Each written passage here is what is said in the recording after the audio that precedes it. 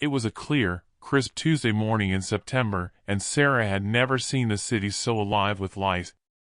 From her seat by the window at Windows on the World, the restaurant perched atop the North Tower of the World Trade Center, she could see the entire skyline stretching out beneath her, a patchwork of glass and steel glistening in the early dawn. The sun was just beginning to rise, casting a golden hue over the city, and she felt an overwhelming sense of peace. This was her first time visiting New York. Sarah had flown in from Chicago for a business meeting, and though she had traveled often for work, this trip felt different.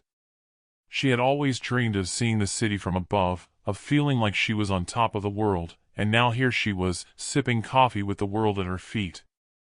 The waitstaff moved gracefully through the room, attending to the early morning crowd of business executives and tourists, their conversations blending into a low, comforting hum. Sarah found herself lost in thought, reflecting on her life and the choices that had brought her here. At 32, she had worked hard to get where she was, climbing the corporate ladder, sacrificing relationships, and always striving for more. But in this moment, none of that mattered. All that existed was the tranquility of the morning, the warmth of the sun on her face, and the sense of infinite possibilities that the day might hold. The orange glow of the sunrise deepened, the light refracting through the windows and casting long shadows across the tables. The city was waking up, and so was she. For the first time in a long while, Sarah allowed herself to just be.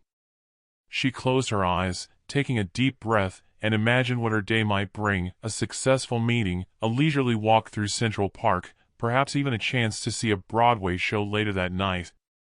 As she opened her eyes and gazed out at the skyline one more time, Sarah smiled, feeling an inexplicable connection to the city, to the life pulsing below her.